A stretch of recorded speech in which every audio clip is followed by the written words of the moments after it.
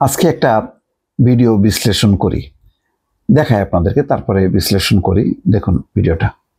বলছে সেটা নির্বাচন হলে প্রশ্ন উঠেছে, নির্বাচনটা ফেব্রুয়ারিতে হবে না। টেনশনের জায়গাটা কোথায়? বিএনপি যে জায়গাটাতে এখন আছে নির্বাচনে, এইটা একটা আমরা যেভাবে একতরফা নির্বাচনের জন্য আওয়ামী লীগকে বলি না, 18 এবং 73 সালের নির্বাচন একতরফা করে নিয়ে গেছে এবং সেটা আনফেয়ারলি করছে।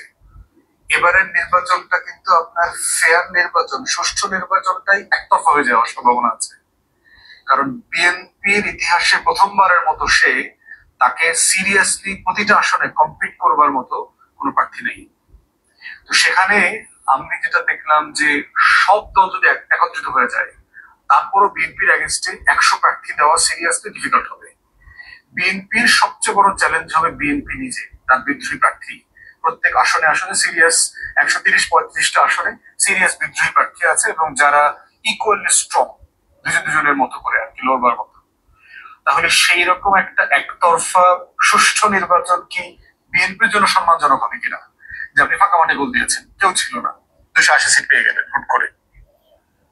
দর্শক, আসলে কি বিষয়টা তেমন? আমি পুরোপুরি একমত না।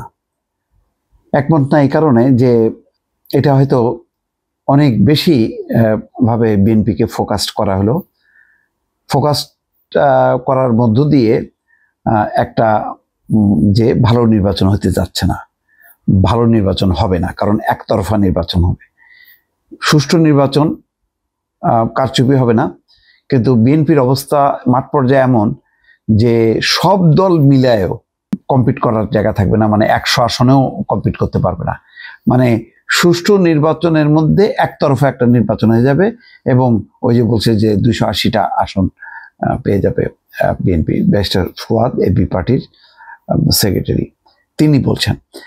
আমি মনে করি বিএনপি অবশ্যই ভালো করবে, কিন্তু এর মধ্যে কিন্তু অনেকগুলো রাজনৈতিক মেরুকরণ ঘটছে।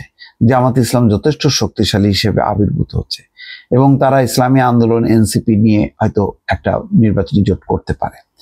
সেখানে বিএনপির সাথে আর কোনো মানে এলাই নেই, খুব শক্তিশালী কোনো সংগঠন নেই। যেগুলি আছে তাদের আসলে ধানের শীষ নিয়ে মানে নির্বাচন করতে হবে। সেই ক্ষেত্রেও বিপদ যে প্রত্যেকটা দলকে জোট করতে পারে, কিন্তু প্রত্যেকটা দলকে তার নিজের প্রতীক নিয়ে আবার লড়াই করতে হবে। ফলে এটাও একটা ঝুঁকির দিক আছে। আর যেহেতু আওয়ামী লীগ নেই, যেটা বলার চেষ্টা করছে, সুতরাং এখন এই প্রথমবারের মতন বিএনপি কোনো রকম শক্ত কোনো প্রতিরোধ পাবে না। তার মানে কম্পিট করবে তেমন কোনো প্রার্থী নেই।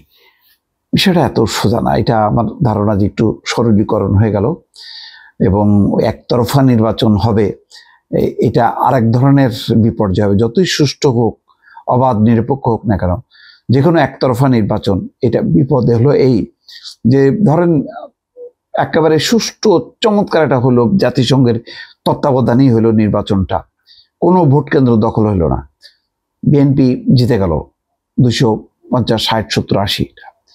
তাহলে তো আবার সেই এক ধরনের ফ্যাসিবাদী মনোভাব যে আমরা তো বিপুল সংখ্যায় চারিদিকে, তখন এটা আরেকটা সংকট তৈরি হবে। সেই সংকটের আলামত এখনই পাওয়া যাচ্ছে। বিভিন্ন জায়গায় দেখেন না, নেতাদের হুমকি ধামকি, একে হুমকি দিচ্ছে, ওকে হুমকি দিচ্ছে, যার কারণে বিএনপি আবার বহিষ্কার করছে, ব্যবস্থা নিচ্ছে। তারপরে এলাকায় এলাকায় যে সন্ত্রাস, চাঁদাবাজি, মাস্তানি, সেই ঘটনাগুলো তো ঘটছে। তো এই সমস্ত ঘটনায় বিএনপি যথেষ্ট পরিমাণ বিব্রত এবং বলা হচ্ছে যে একটা জরিপও দেখলাম যে তাদের যেই আগের অবস্থান ছিল, সেই অবস্থান মানে যেখানে 16% ছিল, সেখান থেকে 14 চলে আসছে। আবার জামাত 10 থেকে 12তে চলে আসছে। তার মানে জামাত তো অনেকটা কাছাকাছি চলে আসছে। এনসিপির কিছুটা জনপ্রিয়তা বাড়ছে। তো সব মিলায় কম্পিট করতে হবে না, মানে আওয়ামী লীগ নাই বলে বিষয়টা তেমন নেই। রাজনীতি এক জায়গায় নেই। জামাত ইসলামের সেই আগে যেহেতু আওয়ামী লীগ বিএনপি হতো, সুতরাং জামাতকে তখন বিএনপির উপর ভর করতে হতো। বিএনপি যে কয়টা আসন দিত তাতেই সন্তুষ্ট থাকতে হতো। তাদের মূল ধারা তারা রাজনীতি দল ছিল না। আওয়ামী লীগ বিএনপি যেখানে অবস্থান করছে, এখন যেহেতু আওয়ামী লীগ নেই, সুতরাং ওই জায়গাটা কিন্তু যথেষ্ট পরিমাণ পূরণ করছে। এবং অনেকেই বলছেন যে এই যে নির্বাচন দেরি করানোর উদ্দেশ্যটা হলো আরো সংগঠিত হওয়া। তারা মনে করে যে যত সময় যাবে বিএনপির শক্তি কমবে, জামাতের শক্তি বাড়বে। এটা হয়তো বাস্তবে জরিপও তাই বলছে। তো ব্যারিস্টার ফুয়াদ যেভাবে বলছেন আমার মনে হয় না সেইভাবে এত সোজা না।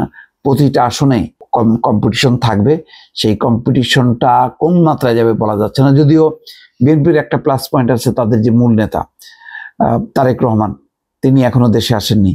তিনি আসলে এবং বেগম খালেদা জিয়া যদি বেছে বেছে কিছু নির্বাচনী এলাকায় বা বিভাগওয়ারি যদি নির্বাচনী সমাবেশ করে, তাহলে এটা একটা জোয়ার তৈরি হবে, তখন হয়তো আর একটা মূল্যায়ন হবে। কিন্তু এখন আপাতত কিন্তু তেমনটা অবস্থা না যে বিএনপি একক। বিএনপি অবশ্যই জেতার মতনই হবে, কিন্তু একেবারে একতরফা হয়ে যাবে নির্বাচনটা, আমার ধারণা তেমনটা হবে না। ভালো থাকবেন, আল্লাহ হাফেজ।